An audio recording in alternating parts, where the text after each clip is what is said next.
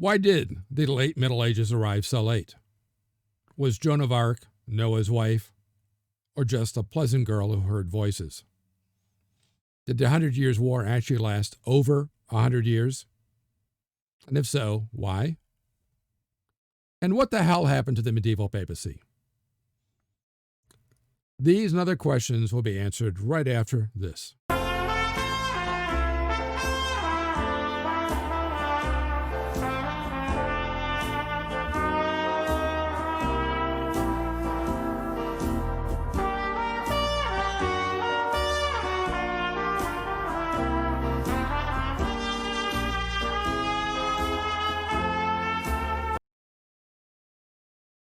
I'm Professor Jerome Markenberg, and I've been teaching a wide variety of history courses at colleges across this country for the past 30 years. In this video, I'm going to tell you all about the decline of the medieval church, the Black Death and other plagues and famines, how Europe's longest war began and ended, how the Byzantine Roman Empire came to an end, and how the Middle Ages itself came to an end through the actions of Martin Luther.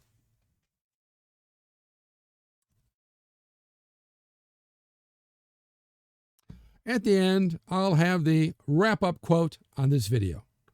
But first, make sure to click like, share, and subscribe on that little bell thingy so I can continue to bring you more great videos just like this one.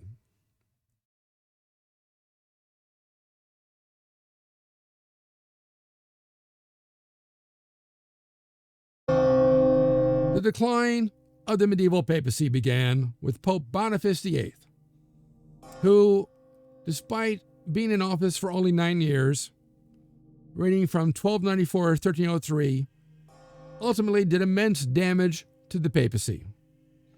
He asserted that in order to achieve salvation, every single person on the planet, Catholic or not, must accept the dominion of the popes over every living thing on earth. In other words, the pope will become emperor of the world, telling everybody what to do. But the English and French kings, supported by their clergy, rejected the pope's position. And in 1303, Francis King, Phil IV, hired a bunch of Italians to abduct the pope and beat him. Italians named, reportedly, Vinny, Frankie, and Polly. Boniface VIII, an old man, died of his injuries a few weeks later. After the Pope was whacked, the French king, Phil IV, then bribed enough of the cardinals to elect a Frenchman to become the new Pope. And then he was crowned as Pope Clement V.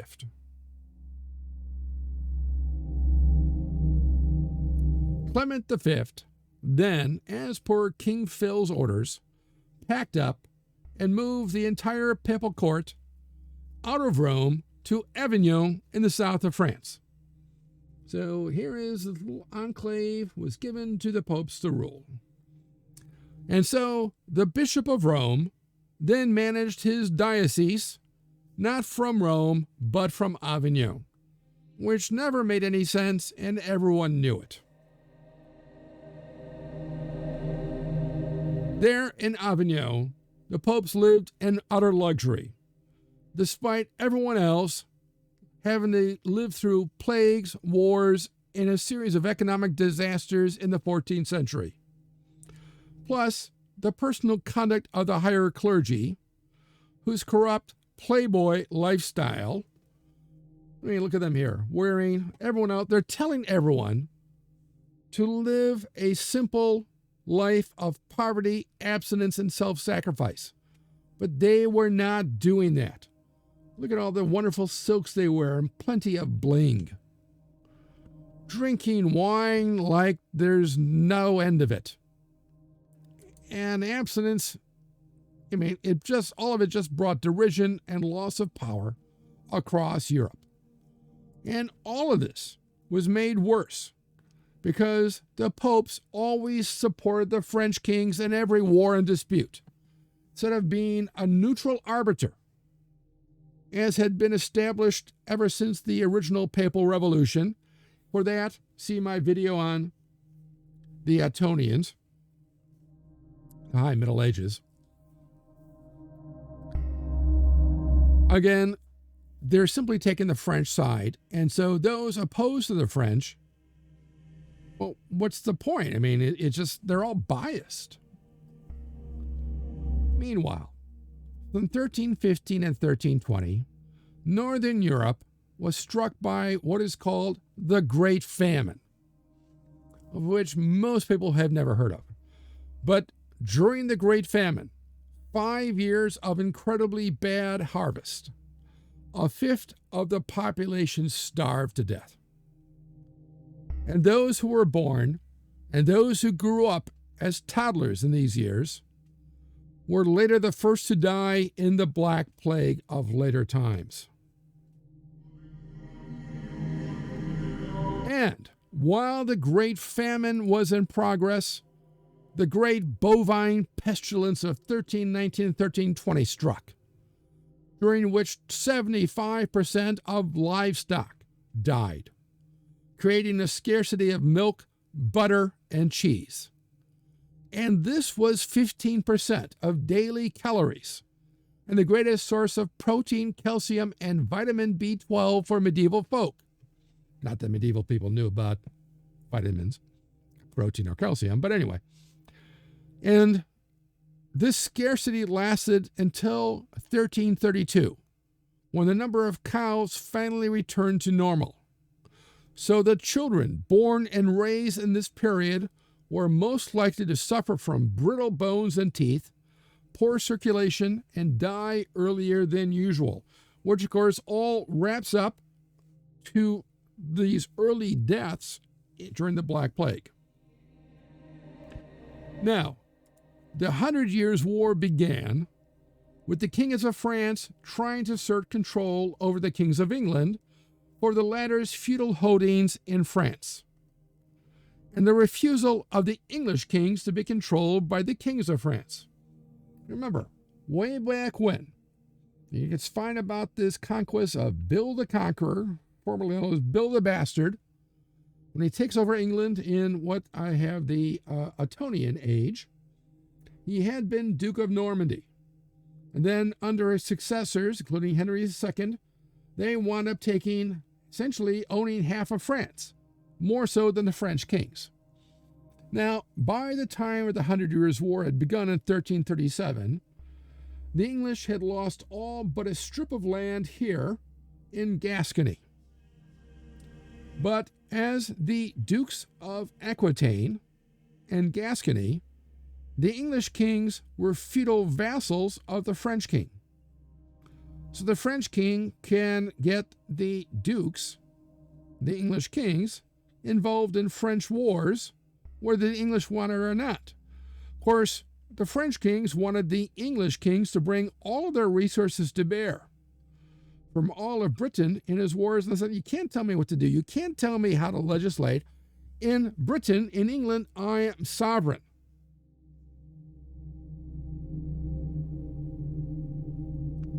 Also, the French allied themselves with the Scots against the English, so that England was trying to be squeezed from two sides, one Scotland to the north and the French across the Channel. Plus, they tried to keep English wool, which was England's main export, very fine wool, being sent to Flanders, modern-day Belgium. This was England's prime market. The French were trying to annex this and prohibit English wool, in part so that the French wool can be used. The French wool was not very good, but also a way to damage the English, economically damage the English. The first phase of the war, from 1337 to 1360, saw the King of England, Edward III, crush the French at the Battle of Crécy in 1346, followed by a break during the course of the Black Death. Now, the English were able to do this through the use of longbowmen. The longbow, when wielded correctly, can get off about 3 shots a minute, and the arrow, which is about a yard long, could pass right through a medium-sized oak tree. So, when the French attacked, Edward had his men-at-arms, the knights, dismounted. They did not attack on cavalry. So these are the 3 areas, the men-at-arms. These are the longbowmen, and to make sure they weren't going to be attacked, they had these stakes out so that the French cavalry could attack them. The Genoese crossbowmen came up. Crossbows are great, but they don't fire as well or certainly as rapidly as English longbowmen. The longbowmen decimate them. And then the French repeatedly charged, not at the longbowmen, but right at the men of arms, because after all, attacking longbowmen, it's like they're peasants. It's just beneath a knight to attack a peasant. Let's attack other knights. Whenever they came repeatedly over and over again, they were decimated by the longbows. So a small number of English wiped out an entire French army. But then comes the Black Death. In 1348, spreading from the Middle East by seaborne trade routes, the Black Death hit Europe again by way of the Middle East and lasted until 1350, killing off somewhere between a third to half of Europe's population. Mostly those who were born or grew up during the Great Famine and the Great Bovine Pestilence, though the plague hit spottily, nearly wiping out the population of some towns and villages, at times only a mile apart, while others were completely spared.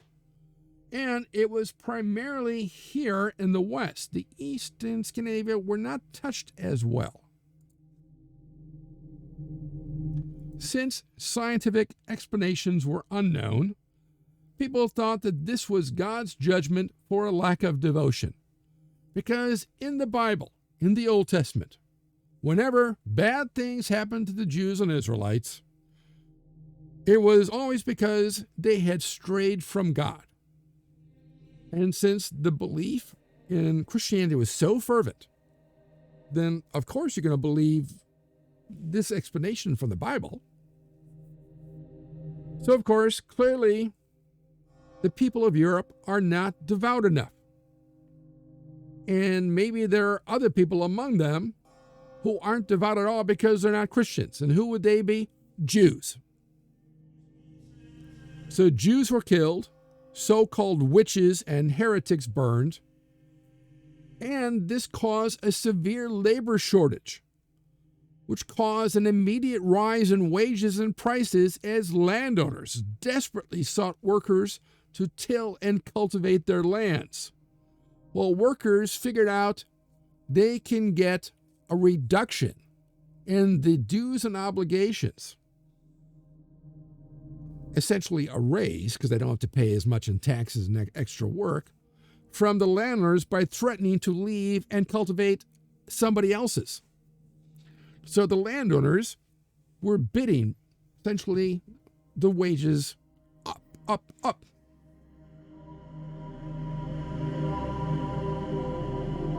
Landowners eventually responded with wage and price controls, but this worsened inflation and the competition for scarce workers, causing a sudden drop in landowners' income, which made access to royal gifts and favors critical, which led to more violence among the upper classes and civil wars, which will eventually include, let's say, the Wars of the Roses. It's one example, but there are many others.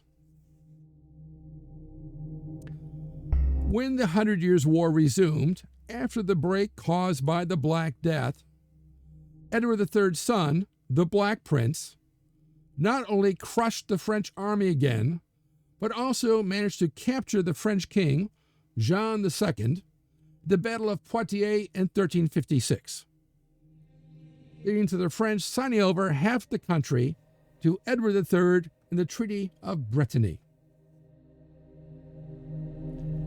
But that same year, 1360, and again the following year in 1361, the plague came back. This time, it was known as the Plague of Infants. Why?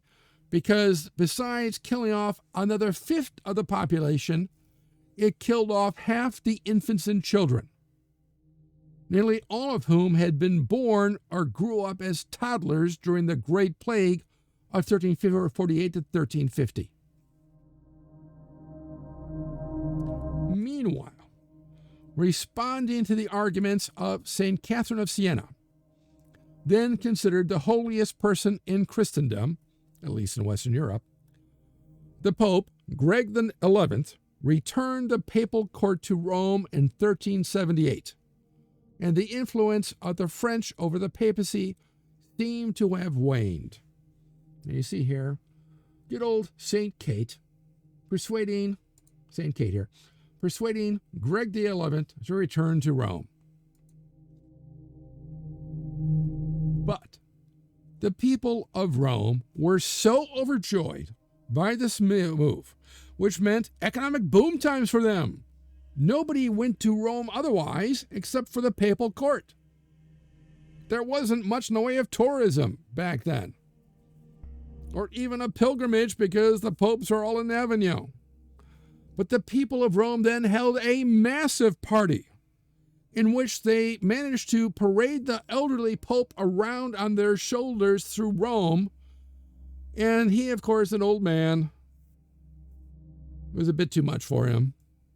He died shortly thereafter. So, upon Greg XI's death, the College of Cardinals elected Urban VI as Pope. But the French cardinals, under orders from the French king, fled Rome on the pretext that they were in danger from the Roman mob, and elected their own pope, a Frenchman, Clement VII, as pope. And you see that here depicted in this picture. Urban VI versus the French king. Notice he's wearing the thing with the fleur-de-lis. The anti-pope, Clement VII. Clement VII then returned to Avignon and excommunicated and anathematized all those refusing him recognition as a legitimate pope, including his rival Urban VI, while the latter did the same to all those who refused to recognize him as pope, such as the French Pope Clement VII. The dispute then spread as support for the rival popes broke down along the lines of alliance with the French. France and her allies, Aragon, Navarre, the Kingdom of Naples and Sicily, parts of the Low Countries and Scotland, supporting the French Pope, while everyone else, including England, Portugal, which is England's ally, the papal states in charge of Urban VI at the time, the Holy Roman Empire, Hungary, Poland, Scandinavia, and the rest, all supporting the Roman popes. And then as each pope died, their successors were elected by their own College of Cardinals. So you had a line of two popes, one in Avignon and one in Rome. This was serious, as the church taught that only through the sacraments performed by its priest could anyone attain salvation. But sacraments performed by a priest who had been excommunicated were void. And of course, if you supported the wrong pope, and you supported him because your ruler did, you were forbidden from entering into heaven. In fact, you couldn't even go to purgatory. You're being sent straight to hell, no matter how holy you are. You're going to be sent straight to hell simply because your ruler, king, duke, count, whatever, is supporting the wrong pope. And of course, if you took communion or one of the sacraments from an excommunicated priest, it has no effect. Meanwhile, back in France and England. After the deaths of the Black Prince in 1376, who does not outlive his father, and his father Edward III in 1378, the French king Chuck the Wise broke the Treaty of Brittany and attacked. And under his marshal Bertrand de Guesclin, reconquered most of the lands lost to the English by 1389. So all this went to Edward as part of the Treaty of Brittany, and by the end, the English control only this little strip right about here.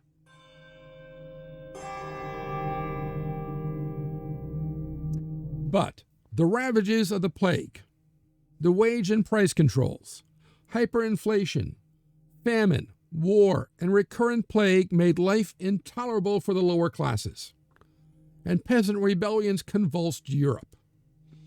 Though all were suppressed, they showed that pre-plague days were gone, and by the 16th century, serfdom had died out in the West, some areas like England earlier than other areas. Meanwhile, in an attempt to end the great schism of the two popes in the Catholic Church, reformers met at the Council of Pisa in 1409, declared both current popes deposed, and elected Alexander V as a new pope to unify. However, both deposed popes refused to resign, Alexander V refused to resign, and now 3 frickin' popes ruled, all excommunicating the other 2 and all of their supporters.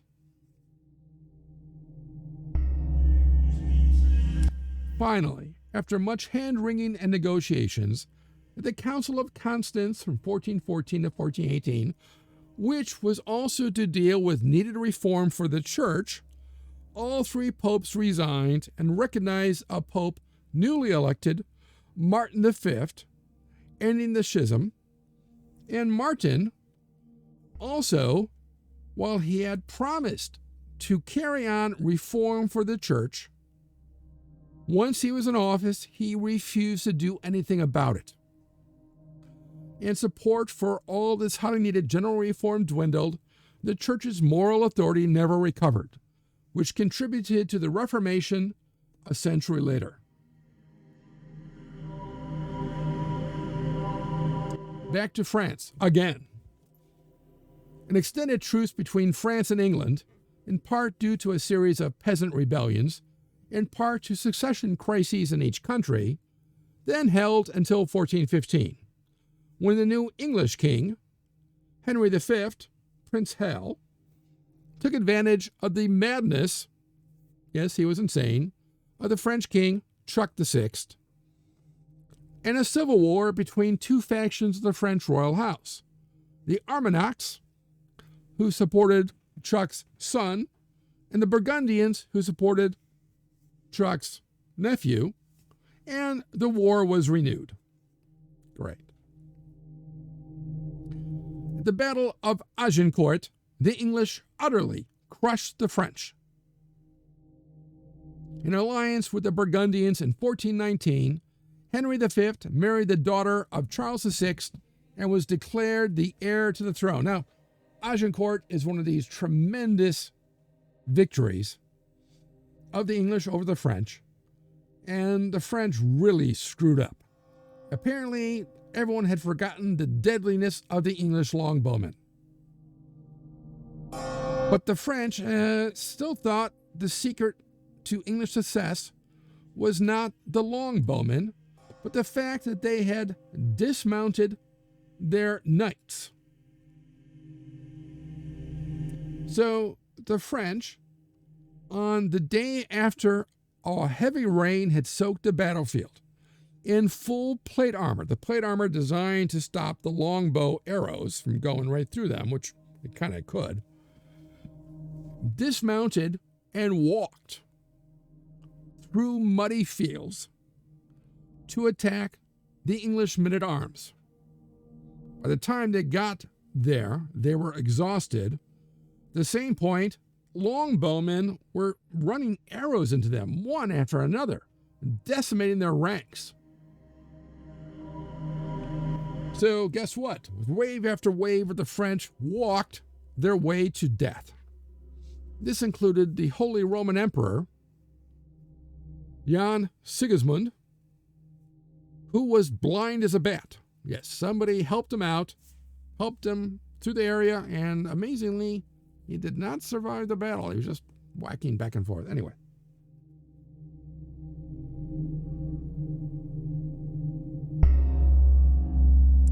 Unfortunately, Henry V, who was this great military genius and diplomatic genius, died in 1422, as did Chuck VI.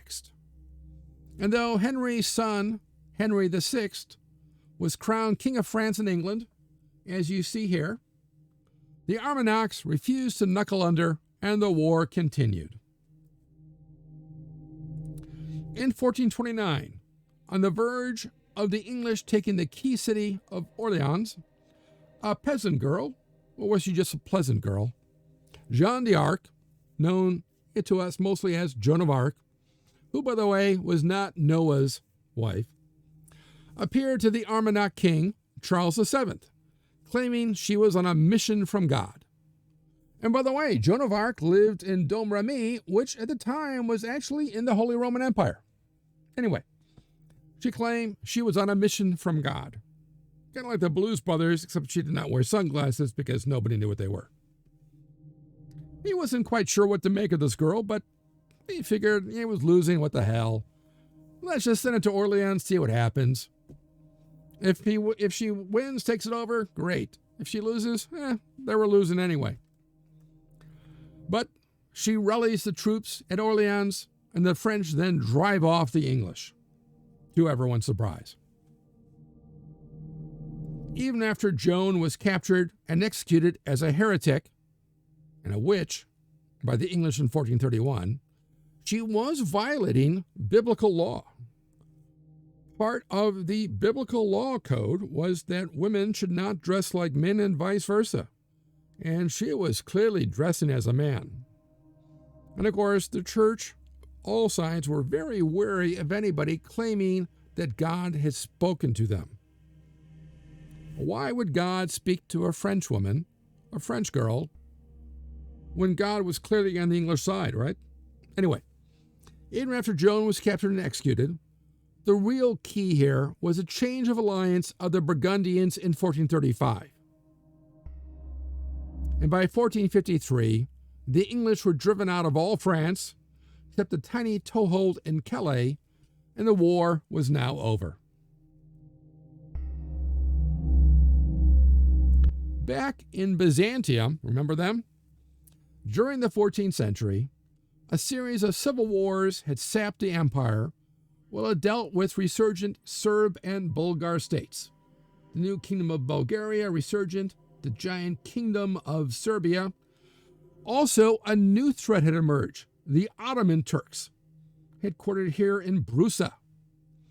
By 1355, the Ottoman Turks had seized all the remaining lands in Anatolia.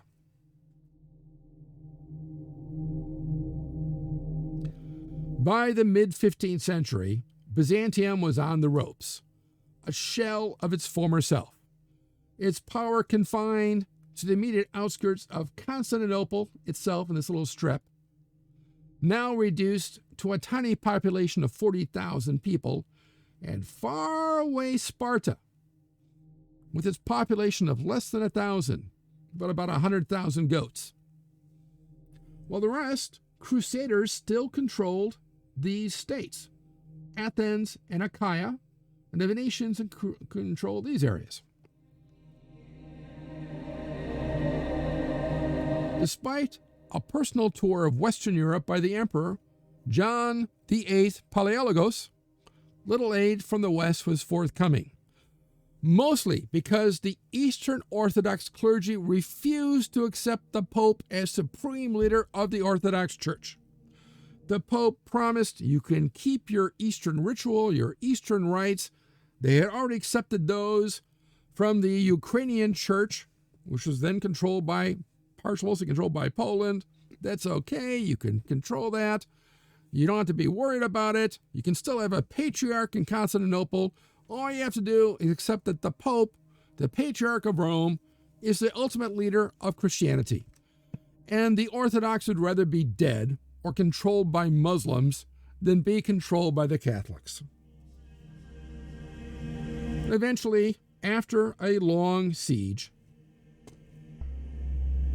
on May 29th, 1453, the forces of the Ottoman Sultan, Mehmet II, breached the Triple Theodosian Walls. The walls, which had resisted all invaders, except for the Fourth Crusade, breached the Triple Theodosian Walls, and Constantinople fell, sacked by the Turks, who killed or expelled all the Christians in the city. The last Roman emperor, Constantine XI, a bit odd when you think about it, considering that the first emperor who founded it was Constantine the Great, and here's Constantine XI. Anyway, died fighting on the walls. No one ever found his body, reportedly. The Roman Empire had fallen. Meanwhile, back in the West, about a generation later, born to the knightly class, one day, while studying law, he aimed to become a church lawyer, a guy named Martin Luther, born in 1483, died in 1546, was struck by lightning in a thunderstorm, which caused him to disappoint his father and become an Augustinian monk after 3 years of prayer and meditation. Much like St. Paul had been struck by lightning. And really, if you were struck by lightning, you too would probably have your own personal crisis and after you survived. But Marty went on to receive a doctorate in theology at Wittenberg University and taught theology there. They had a great theology department. Football, not so much. In 1517, having twice visited Rome and twice been appalled by the corruption of the papal court, it was like going to Las Vegas, but worse. At a time when the church was preaching celibacy and abstinence and poverty. Don't do as we do, do as we say. Luther was enraged by the outrageous and quite illegal sales pitch of really the greatest pitchman of his day, the Billy Mays of his time, the Dominican Fra Tetzel, who is selling papal indulgences to raise money to build St. Peter's Basilica in Rome. Now, what was an indulgence? An indulgence was essentially a get-out-of-hell free card. Well, not entirely free, but you had to buy it. And depending on what level of indulgence you bought, you could buy your way out of hell or even buy your way out of purgatory and go straight to heaven, no matter how terrible a sinner you were. At least that's what Fra Tetzel told people. It's not exactly what it was, but Tetzel even told people, as part of his sales pitch, even if you had raped the Virgin Mother herself, you bought the highest level indulgence, you would go straight to heaven and sit at the right hand of God. Which, of course, is not true, but that's what you're saying. And for Luther, this was the final straw. It was one thing if you had used the money raised by the indulgences to attack Muslims and Jews, whom Luther didn't like, but to use it to build St. Peter's Basilica, the present-day church in Rome, was outrageous and continued the Las Vegas playboy lifestyle. Luther, because he was an academic professor, decided not to start a revolutionary movement at first, but simply, let's have a colloquium, an academic conference, a debate about the Pope's power to issue any indulgences, along with the corruption of the church, the time-honored medieval way, by posting his debate positions, the 95 Theses, on the door of Wittenberg Cathedral. Today, it seems such a very dramatic act, Here we are. I'm going to post these things up in Wittenberg.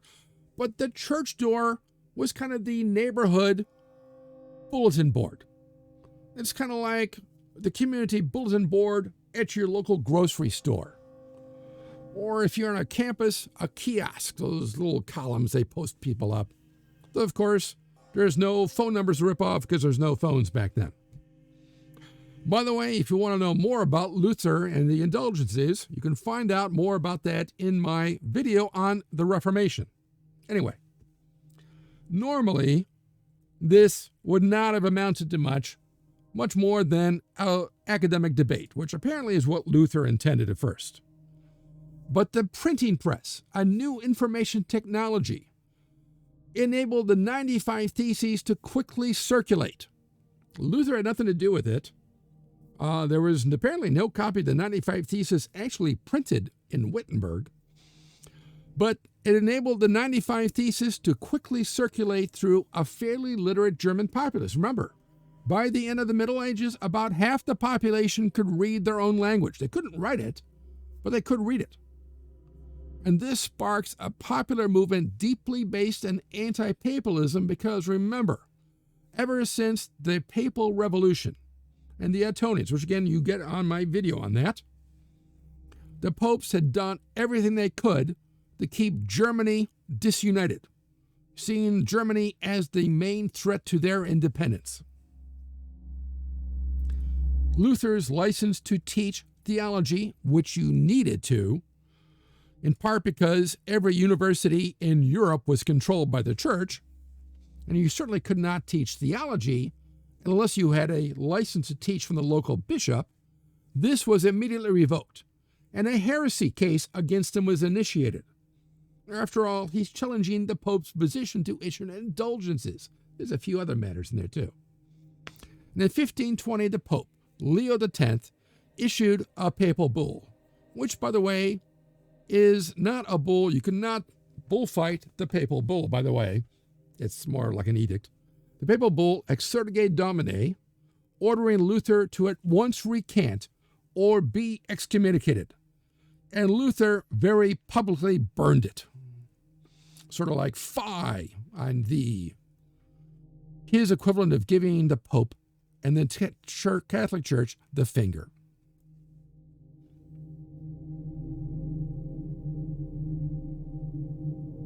So,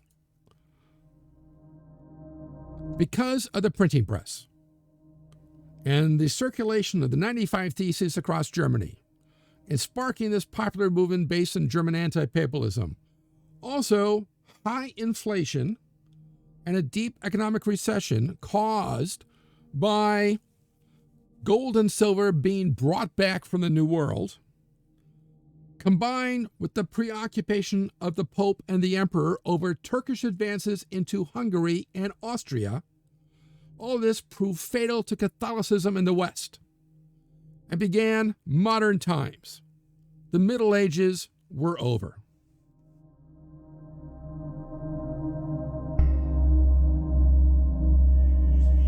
And here's the wrap-up quote. Tedious were it to recount how citizen avoided citizen, how among neighbors was scarce found any that showed fellow feeling for another, how kinsfolk held aloof, and never met, or but rarely. Enough that this sore affliction entered so deep into the minds of men and women, that in the horror thereof, brother was forsaken by brother, nephew by uncle, brother by sister, and ofttimes husband by wife, nay, what is more, and scarcely to be believed, fathers and mothers were found to abandon their own children, untended, unvisited, to their fate, as if they had been strangers. Wherefore the sick of both sexes, whose number cannot be estimated, were left without resources but in the charity of friends, and few such there were, or the interest of servants. Boccaccio on the Black Death, 1348.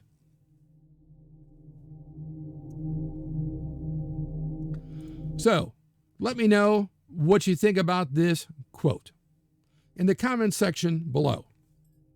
Also, what you liked about this video and what other historical topics or subjects you'd like to see in future videos. Be sure to hit like, share, and subscribe, as it will help me bring you more great videos on the Middle Ages and other topics. And make sure to click on that little bell thingy so you'll know when the next History Waits for No One video is posted. If you want to know more, there are recommended studies on this topic in the description below, along with other ways to connect with me. Thanks for watching, and I'll see you in the past.